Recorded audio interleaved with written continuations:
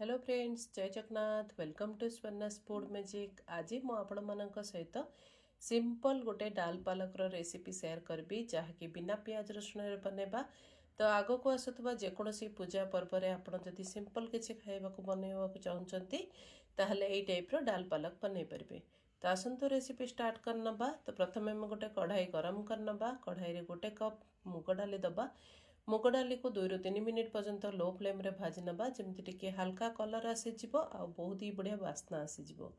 तो सेतेबेले फ्लेम को बंद करनबा आ सेतिरे गोटे ग्लास पानी दबा आ भल भाव में मुग डाली को टिके बतरेबा को छाड़िबा। बेसी समय नहीं 10 ରୁ 15 मिनिट ही छाड़िबे। सेतिक भितरे आमे वेजिटेबल कट करनबा। तो मु एठी बोईतालु खा वेजिटेबल रे ऐड करछि। आपण अन्य जेकोसी भी वेजिटेबल ऐड करि परिबे। तापर से कंचा मरीच 2टी नहीं गोटे टमाट नहीं आठी पालंग शाग नहीं पालंग शाग को भल भाव में मु धोई नहीं तापर ताको छोट छोट करी काटी नबा। तो प्रथम आम बोईतालु को काटी नबा। आठी मु बोईतालुर क्वांटिटी टिके अधिका ऐड करछि जेहेतु मैं कौन भी वेजिटेबल ऐड करनी से बोईतालुर क्वांटिटी अधिका रखी। तो बोईतालुर चोपा को बाहर कर नबा आ बोईतालु को छोट छोट पीस करी काटी नबा। तो ये आम गोटे प्रेसर कुकर बसई नबा। आउ जो मुग डाली को बतरई रखी मु गोटे थर धोई नहीं से मुग डाली को ऐड करवा कुकर रे।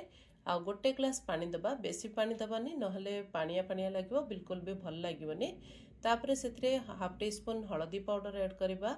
आठी पालंग शाग को मु भल भाव काटी नहीं छोट छोट करी पालंग शाग को भी ऐड करनबा। तापर ये देखो मु बोईतालु को भी छोट छोट साइज रे कट करनी बोईतालु को ऐड करवा। आ गोटे टमाटो ऐड करनबा। टमाटर ये टाइप कट लगे नहीं आ कंचा मरीच को भी ऐड करनबा। साथ में 1 इंच अदा को मु ग्रेटेड करनी अदा को ऐड करवा। बहुत ही बढ़िया फ्लेवर आसो। स्वाद अनुसार लुण दबा। आ कुकर ढक्कन बंद करी गोटे हुइसेल आसला पर्यंत सिझे नबा। तो हाई फ्लेम रे गोटे हुइसेल ही देबे। आठी देखो आमर मुग डाली भल भाव में सीझी जाइए। तो सीटी रिलीज हेले आपण बाहर करेंगे। आठी जो टमाटो को पकईले ताकू बाहर करनबा। आ बाकी सब इनग्रेडिएंट्स देखो भल भाव में सीझी जाइए। तो भल भाव में टिके मिक्स करनबा। तो ये देखो आर कंसिस्टेंसी ये टाइप बहलिया ही रखिए, बेसी पतला करें।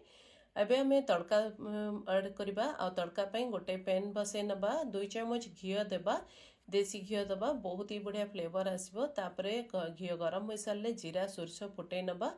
साथ सुखिला लंका भी छिंडेकी ऐड करवा। टिके समय भाजी नबा। तापर जो टमाटो को आम बाहर कर रखी से टमाटो को ऐड करवा। आ भल भाव में ये टाइप टिके मिक्स करनबा। तो ये देखो टमाटो को टिके समय कषि नहीं। तापर से जीरा पाउडर हाफ टी स्पून दबा। आ गरम मसला और अल्प टिके ऐड करवा। टिके फ्लेवर आसो बहुत ही बढ़िया लगे। एबे भल भाव में मिक्स करनबा। ये आमर तड़का रेडी हो गला। ये तड़का को आम डाल पालक रे ऐड करवा।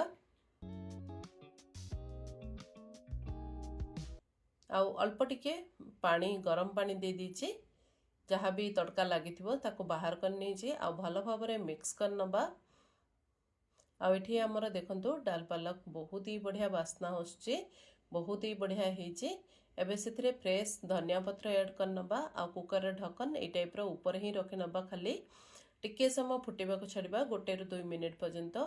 आउ आफ्टर 2 मिनिट पर ये आम देखो डाल पालक बहुत ही बढ़िया हो जाइए। बहुत ही बढ़िया वासना भी आसूची। आपको आपण अरुआ भात सांगरे खाते देखिए बहुत ही बढ़िया लगे। जदि टाइम नहीं व्रत उपवास तो सिंपल किसी खाइबा को इच्छा होची ताहले ये टाइप डाल पालक बनई पारे। बहुत ही बढ़िया टेस्टी लगे आउ हेल्थी भी।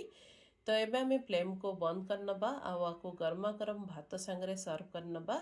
आपण जदि रोटी भी खाइबा को चाहते ताहले रोटी सांगरे भी खाई पारे। बहुत ही बढ़िया टेस्टी लगे। तो ये मु सर्व करनी।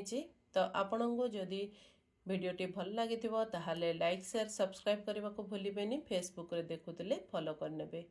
पुणी एक नुआ वीडियो रे मिसिबा। Till then bye bye.